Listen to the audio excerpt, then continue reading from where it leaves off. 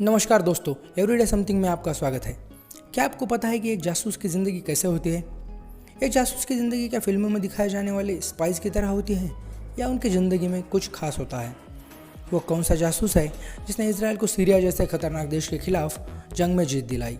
तो चलिए आज जानने की कोशिश करते हैं कि एक रियल स्पाई की ज़िंदगी कैसे होती है और जानते हैं कि एक अकेले एजेंट ने इसराइल को कैसे जीत दिलाई। उस स्पाई का नाम था कामेल अमीन तबत। रुकिए, यह उनका फील्ड पर काम करते हुए दिया गया सीरियन नाम था। दोस्तों, उनका असली नाम था एली कोहेन, जो मोसाद के संपर्क में आने के बाद बहुत बड़े एजेंट बने। मोसाद, जिसका गठन 1949 में हुआ और जो दुनिया की सबसे खतरनाक इंटेलिजेंस एजेंसी मानी जाती है, उसने एली कोहेन को एक साधारण नागरिक से स्पाई बनाया। एली कोहेन का जन्म 1924 में सीरियन जोइश कपल के घर में इजिप्ट में हुआ था। 1948 में इसराइल को इंडिपेंडेंस मिलने के बाद उनका परिवार इसराइल शिफ्ट हो गया, लेकिन एली ने वहीं रुकने का फैसला किया और उन्होंने अपनी इंजीनियरिंग की पढ़ाई वहीं पूरी की। 1956 में डिफेंस फोर्सेस में एली डेस्क जॉब पर ज्वाइन हुए, लेकिन उस जॉब से बोर होकर उन्होंने एक्साइटिंग जॉब के लिए मोसाद में अप्लाई किया, लेकिन मोसाद ने उनकी अर्जी खारिज कर दी और उन्हें रिजेक्ट कर दिया गया। मोसाद ने आगे भी उन पर नज़र रखी क्योंकि एली मल्टीपल लैंग्वेजेस में बात कर सकते थे, जैसे इंग्लिश, फ्रेंच, अरबिक, और उनकी फोटोग्राफिक मेमोरी बहुत स्ट्रॉन्ग थी। जैसे कि उनके सामने अगर कुछ चीज़ें रख दी जाए तो कुछ ही सेकंड में वो उन चीज़ों को याद कर सकते थे। 1960 में मोसाद डायरेक्टर मेयर अमित ऐसे एक एजेंट की खोज में थे जिसे सेंट्रल सीरिया में रिक्रूट किया जाए। यही वो समय था जब एली मोसाद के सीधे संपर्क में आए। मोसाद ने उन्हें रेडियो ऑपरेटिंग, सिग्नल भेजना, सीरियन एक्सेंट में अरबिक बोलना, टारगेट ट्रैकिंग और किसी से भी फॉलो होने से बचना, इन बातों का प्रशिक्षण दिया।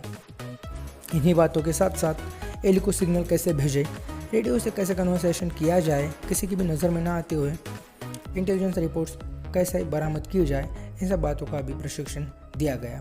इन सब बातों के साथ साथ एली की फिजिकल कैपेबिलिटीज़ को बढ़ाना और उनको मेंटली स्ट्रांग करना, इन चीज़ों पर भी मोसाद ने ध्यान दिया। 1961 में मोसाद ने उन्हें एक अर्जेंटीना में काम करने वाले सीरियन बिजनेसमैन के तौर पर रिक्रूट किया। उन्हें एक नई आइडेंटिटी दी गई जो कि थी कामेल अमीन तबत। इसराइल से प्लेन में वो एली कोहेन के नाम से बोर्ड हुए और अर्जेंटीना में तो उनकी पहचान थी कामेल अमीन तबत। एली उनके घर पर अर्जेंटीना में बहुत बड़ी बड़ी पार्टीज ऑर्गेनाइज करते थे, जिसमें बड़े बड़े बिजनेसमैन, अरबिक सिंगर्स और सीरियन पॉलिटिशियंस शामिल होते थे। बड़े बड़े सेक्रेटरीज और ऑफिशियल्स का एली के घर आना आम बात थी। वो लोग जब नशे में होते थे और हाई लेवल सीक्रेट बातें करते थे तो एली उन सब बातों पर ध्यान रखे हुए होते थे। उन हाई लेवल पॉलिटिशियंस में अमीन अल हफीज़ नाम के एक शख्स शामिल थे जो कि आगे जाकर सीरिया के प्रेसिडेंट बने। 1962 में अपने एक सीरियन दोस्त की मदद से एली दमास्कस जा पहुँचे, जो कि सीरिया की कैपिटल थी।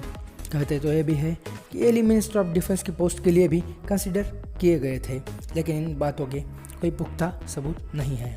अगले 3 साल एली ने इसराइल को वो जानकारियाँ दी जो सिर्फ सीरियन टॉप ऑफिशियल्स को ही पता होती थी, जैसे कि इसराइल के मेन वाटर रिसोर्स वहाँ आने वाली एक रिवर को डाइवर्ट करने का सीरिया का प्लान। जो इन्फॉर्मेशन एली ने सीरियन एजेंसी को मुहैया कराई थी, उसकी मदद से सीरियन इक्विपमेंट्स को बम डालकर नेस्तनाबूद कर दिया और सीरिया का ये प्लान नाकाम कर दिया। एली ने सीरिया के टॉप डिफेंस ऑफिशियल को कॉन्फिडेंस में लेकर उन्हें सलाह दी कि बॉर्डर पर पेड़ लगाए जाए ताकि सोल्जर्स को कुछ छांव मिल सके, और उन्होंने ये सुझाव अमल में भी लाया। 1964 में एली इजराइल अपने परिवार वालों से मिलने गए।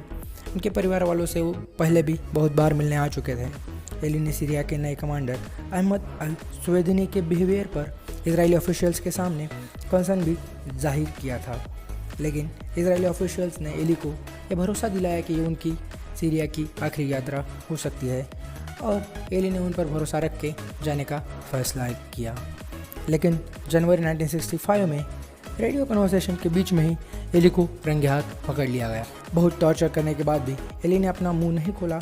18 मई 1965 को एली कोहेन को दमास्कस के एक चौराहे पर 10,000 से भी ज़्यादा सीरियन लोगों के नज़र के सामने फांसी दी गई। 1967 में द फेमस 6 डे वॉर में इसराइल ने उन्हीं पेड़ों को टारगेट किया जिन्हें लगाने का सुझाव एली ने इजरायली डिफेंस को दिया था, और उन्हीं पेड़ों के पास खड़े सीरियन सैनिकों को इसराइल ने टारगेट किया और उस वॉर में 2 दिन की बढ़त हासिल कर ली। उस जंग में इज़राइल अकेला था और इज़राइल के खिलाफ सीरिया, जॉर्डन, इजिप्ट, इराक और लेबनान जैसी बहुत खतरनाक कंट्रीज थी। उस जंग में इज़राइल का 5 देशों के मुकाबले बहुत कम नुकसान हुआ। एली कोहेन आज भी एक लीजेंड के तौर पर इज़राइल में जाने जाते हैं। उनके नाम से बहुत सारे स्ट्रीट्स, गार्डन्स और स्कूल्स आज भी इज़राइल में मौजूद है और इज़राइली लोग आज भी उन्हें एक इंस्पिरेशन के तौर पर देखते हैं। उनकी ज़िंदगी के ऊपर 1978 में द इम्पॉसिबल स्पाई नामक एक मूवी भी बन चुकी है। हाल ही में द स्पाई नामक मिनी सीरीज़ नेटफ्लिक्स पर बनाई जा चुकी है। तो दोस्तों, आने वाले समय में बहुत ही मज़ेदार कंटेंट देखने के लिए इस चैनल को लाइक कीजिए, सब्सक्राइब कीजिए और इस पोस्ट को शेयर करना मत भूलिए। अगर आप सब्सक्राइब नहीं करेंगे, शेयर नहीं करेंगे तो मेरा कुछ नहीं जाएगा, आप ही को पाप लगेगा, पाप।